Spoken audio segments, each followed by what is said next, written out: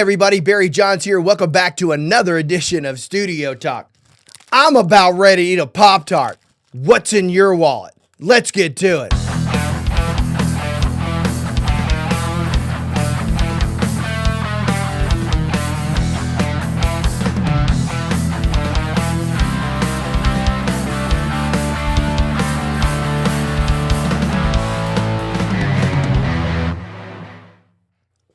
Hello to you, by the way. All right. So, one of my viewers in one of my videos asked this question, and I thought it deserves a response. I think a lot of people are going to say, okay, Barry, you're back on the criticism of Universal Audio. And I'm not. And that's not the purpose of this video. But I think what I see my role here in this particular channel, that's to help do the best I can to guide you folks out there, especially those that maybe don't have as much experience, understand how to best spend your money where you're going to get a value and forget all the hype. Okay, hype is one thing when it's real. When hype is real, it's justified. But when hype starts to turn into legend, that's where we should all kind of question things, all right? And so I have quite a few videos out there regarding my feelings in 2022. I guess that about sums up the videos of the last 6 months. But I've got some videos out there in 2022, and does investing in Universal Audio's UAD platform make really any sense today, considering how severely outdated their DSP Shark processors are for their DSP, for their plugins? Because let's face it, for the longest time, the compelling reason that drove you towards UAD were to be able to use their plugins. And then that's when they happen to take advantage and say, okay, let's start making some interfaces with this and take this to a whole new level and get the longevity out this further. And I think that was a good move on their part. I think it was a very smart move on their part. You know, when the first Apollo came out, a lot of people loved it, but, the conversion wasn't that great. It just wasn't, especially the digital and analog side of things. It just wasn't that good. It definitely was not on par with the cost of the interface. Again, most people were buying it to be able to use their plugins and have an interface all-in-one and be an all-in-one thing to be able to track with no latency. Obviously, if you're buying the interface for it to use with their plugins, the goal is to be able to track through their plugins with no latency. Otherwise, it doesn't make any sense to invest in their converters unless the conversion happens to be on par with their plugins, and that's going to be basically the topic of this conversation. Is their conversion on par with the quality of their plugins? And so if that's not the case, why in the world would somebody invest in that box if that wasn't necessary? In other words, if it wasn't going to give you the same level, why not just go out and buy a satellite unit, whether it's PCIe, Thunderbolt, USB, whatever it is, all the ones out there throughout all the years. Why not just buy those and run those plugins if that's what you want to do? And so you got the first Apollo came out, the conversion was not that great as a package, okay? And it certainly was just kind of, okay, it was better than your entry level and your intermediate, but was it worthy of the price tag? That's the question, right? That is the question. So a combination of a comment made by one of my viewers made in one of my videos, as well as another recent YouTuber that I watch, and I'll reference his video here in a second, who happened to do, and I think overall, I think he did a really good job.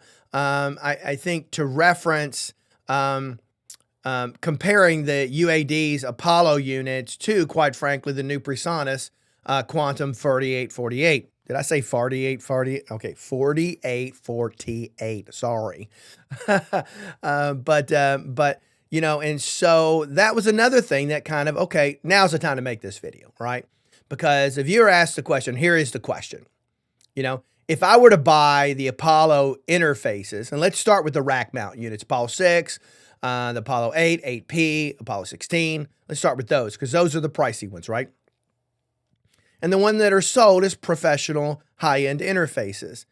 And so the question is the cost of those interfaces, if I had zero need whatsoever, zero desire, never ever intended to ever use a UAD plugin, would I buy that interface based upon its features and the quality, the conversion, the options, all of those things. If you're comparing it like anybody else going out and buying analog to digital converter for their studio, okay? And I think it's a really great question, all right? I think it probably is, in 2022, it is the question.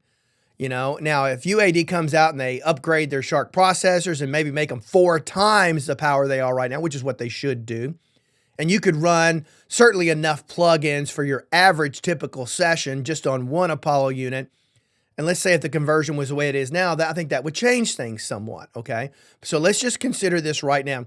If I'm just only looking at the Apollo series interfaces, again, I'm not talking about the twin and all that stuff. Right now, I'm focusing on the professional units, okay? Or at least what they advertise. You know what I'm saying. I don't mean to say though you can't get professional results with the other things. Of course you can, but that's not the point I was trying to make. But is the conversion up and on par? All right. And that's the first question. If you're considering buying one of these interfaces, that is the numero uno, the very first question you should ask yourself. Okay. And the second, if you're buying to actually go into the UAD platform, I encourage you to watch some of my videos that maybe give you a different perspective. You know, I think UAD does a fantastic job overall. I really do. Okay. I just think they're trying to milk that cow of those Shark processors way too long. I've talked about that in many videos. Go watch them. Okay. So now we're talking about the conversion of the Apollo, and does that make sense for you or me? All right. And so when he asked that question, you know, I have experience with the first generation. A couple years ago, I had a buddy who had an Apollo, I think it was the 8, not the 8P, the 8. And I did a lot of work with him using that interface at his home studio. And so I'm very familiar with the conversion there, and it's definitely a step up. The more recent one in the last few years is definitely a step up from the first one they came out with. So the conversion definitely got better, without a doubt, okay? But is it on par with similar price? So let's take, for the sake of this discussion, and I don't know the numbers exactly because that's not really important. We're just ballpark stuff right now. But let's just say a satellite unit, the equivalent of what you're buying in the Apollo, whether it's a quad or octo DSP units within the unit, whether it's a satellite or whether it's in the Apollos. I think your typical quad typically runs about, like $800, $799 or something like that. And I think you get into the octo, I think it's $1,199, around $1,200, somewhere in that price range. But let's just say with the quad to start with, okay? And so we're talking $800, right? And so last time I checked, I think an Apollo 8 is around $3,400, something like that. So let's take that money off, okay? Let's take that $800 off, okay? And so now where are you at? You're at $2,600, okay? So at $2,600, then you should be judging just the interface. And that's not true comparison. Actually, I think you should probably say $2,800 because you've got the housing and everything and the physical infrastructure that obviously costs more to make the exterior unit than it does incorporating the DSP chips within the processor. So let's say $2,800. So I think that's the question you should be asking yourself. If I were on the market for an interface in the roughly, give or take a few $100s, a $2,800 range, does the Apollo make sense? Would I pick it over an Antelope product, one of the Synergy units? Would I pick it over a Focusrite unit? Would I pick it over an RME unit? Would I pick it over a, gosh, there's so many. Okay, I could keep going on and on. There's a lot of really great converters out there. Would I pick it over those? Will it stand on its own based upon that? And that's the question you should be asking yourself. And in my opinion, absolutely not. You know, is it in the $1,600, $1,700 range? Probably, yeah. Yeah, in that range, it's fairly comparable. But when you get into the $2,800 range, okay, and then up, I don't think so. I think it's good. It's just not great. And you're spending that kind of money on an interface, you had better get great conversion. I mean, just crystal clear. And so the guy I was talking about before, I'm going to switch over real quick to a sampling of his video and let you watch that for a second so you get some perspective. There'll be a link to his videos in his YouTube channel down in the description below. So kind of just watch this for like 30 seconds to get a general idea of what it is I'm talking about and what he was posing. And his question really was, he compared his Apollo 16s to the Presonus 4848. And I'll be honest with you, I was very surprised by this one. I wasn't looking to compare it to a Presonus. I was actually looking to compare it to some of the others. But it also get a ding, ding, ding, ding, ding. Hey, some of you guys should probably be looking at that Presonus, or at least on the surface. Now, I plan on getting one, trying that thing out, okay? And Presonus, if you want to send me one to review, I'd be more than happy to review it for you and send it back to you. Otherwise, I guess I'll have to buy one, check it out, and see what I think there. Okay, so let's watch his video for a second, okay? So cut to that. Hey everybody, welcome back to Mixing Music Analog and mixingmusicanalog.com, and here on my YouTube channel. And this video is the fourth and final video of our little test that we did between the Universal Audio Apollo X16 and the Quantum 4848. This video here, I'm just going to answer some of the questions that I'm getting asked in the comments repeatedly, address some of the more popular questions in the comments. Again, explain a little bit about the test for people maybe who are watching this video that didn't see the other three videos, and if you haven't, I will link them in the description box below. And then some conclusions, and just, you know, what are my final thoughts about this whole thing. Okay, so you can see in the video, he did his comparison. He's actually got a couple of videos out leading up to that. I think he probably did too many videos and it was a little longer than it needed to be, but I would rather have too much information than not enough. So there's that. Okay, anybody watching my show knows that. All right, and so I think he makes some very interesting observations. He's selling all of his Apollos. And this guy's been heavily invested and heavily engaged in the UAD platform for a very long time, okay? And so he's getting rid of his Apollos and he's actually replacing them with the Presonus units. Now that surprised me. That shocked me on the surface of just that, because let's face it, Presonus has come a very, very, very long way in the last 5 to 8 years. I mean, a long way. For a long time, that was stuff is like entry-level budget stuff. I mean, you know, for the price and what you were getting back then, it was a okay value, but it wasn't any better than what anybody else was doing, Focusrite or anybody else that was competing in that particular market, or in that price range with those features and those types of things, okay? So like I said, Presonus hasn't always had the greatest reputation in the world for doing quality products. Lately, in the last 5 years or so, maybe a little bit longer, that started to change a lot. It started to change a lot when they first got into their live mixers, which the first one or so was iffy, but then it got really, really good. Like, holy crap, this is a lot of bang for the buck if you're playing live and you need a console for that. Very, very, very, very compelling, okay? And so they've obviously upped their game. I've not heard this quantum unit yet, and this is not necessarily about the quantum. It's just what sparked the conversation. So don't get all wrapped up on the quantum. Don't get all sidetracked in your thought process, because that's really not what this is about. But I make that point because he ultimately is getting rid of his Apollos. Now, I didn't think I was going to see that. When I went back and watched that video today, I'll be honest with you, I did not expect to hear him say that, all right? And I think I know this guy's got good ears. I know he knows what he's talking about. And so, you know, I'm willing to roll the dice and bet that he's most likely probably right on this, okay? But you can watch those videos and come to your own conclusion, do your own research and your own homework. But figure out which one you want to buy. That's the question, right? And so let's get back to the question at hand. If I'm spending $2,800, what interface am I buying? And does the Apollo compete in that price range? And based upon my opinions, I say no. Based upon the opinions of the video, I say no. But does that make me right? No. There's another no for you. No. I mean, this is all very subjective, right? At the end of the day. And so somebody else may do this and come to a completely different conclusion, but at least it's giving you something to consider before you shell out so much money, because I'm going to point right back here. And that's an Avid Carbon that I rushed into. $4,000. If I were doing that today, I wouldn't have done that. I should have stopped. This is more of a knee-jerk reaction for me. I've been a long time Pro Tools user. Watch my videos. Love Pro Tools, hate Avid, okay? But I bought it, okay? It replaced an Omni and part of an HD native system that I'd been using for a few years, and prior to that, I was on a TDM system, okay? I've been in DSP-based stuff or Pro Tools HD for the better part of the last 25 years, okay? And so I wouldn't have bought it, and it's an outstanding interface. The conversion is some of the best I've heard. Very, very good. The microphone preamps are outstanding, okay?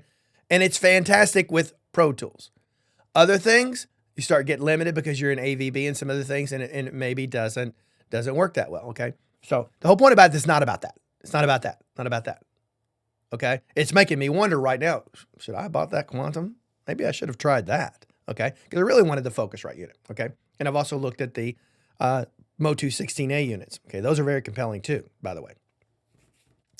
But anyway, this is not about interface, not about all that. Maybe I planted a seed and you go look at some other things, but at the end of the day, you got to ask yourself, is that box worthy of that price? And if it's not, in my opinion, unless you feel you absolutely need to track through UAD plugins with no latency or very minimal latency, okay, then that's not a box worth looking at as far as I'm concerned. Now, if that's important to you, you're already heavily invested in UAD thing, and you're having a DSP, and it makes more sense for you to invest that money in the DSP of the Apollo unit versus spending the money to upgrade your computer to a faster processor, because I've got a video out there too, basically giving you plenty of samples and examples of the power of the new M1 processors with Apple. If you happen to be a Mac fan, okay, these processors are freaking insane. I got videos out there, M1 Air, MacBook Air, the MacBook Pro, both 14 and 16. I'm looking at a 16-inch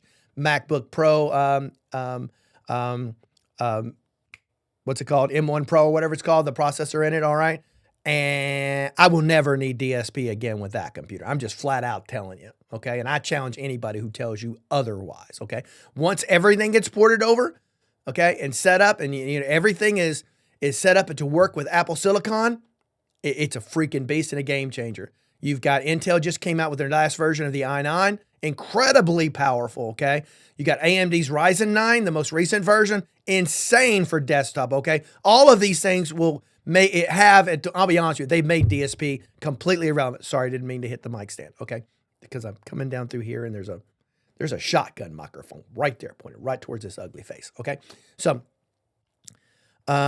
So, you know, you got to decide on the whole DSP thing and the utilization of that. Okay. I've said over and over and over, for a lot of people who are heavily invested in UAD and want to stay there, and that's your priority, then by all means, you should stay there and you should continue doing that. This message is for those either considering a jump or considering whether to invest in that ecosystem or not today. Now, again, they upgrade their Shark processors and do some upgrades to their conversion somewhat. It doesn't need to go up a lot. Okay. But it needs to go up to compete in that price range. Okay, as well as other things. They do that, I'll have a different feeling on it. I'll have a different opinion. Yeah, you could find me here 6 months from now and they've got a whole new lineup and everything is just mind-boggling, blowing great. They've at least ported their plugins over to at least half work off, you know, the computer's CPU, where it relies just a little bit on DSP for certain things, because they use that as their little dongle for make sure people like you out there, for those of you out there that are watching that like to steal crack plugins, which you should never do. Okay. It's just wrong, okay? So don't do it. I don't care what you tell yourself, how you justify it. Do not do it. Pay for what you use, okay? You'd want to be paid for your work. They deserve to be paid for this. Off my soapbox, okay?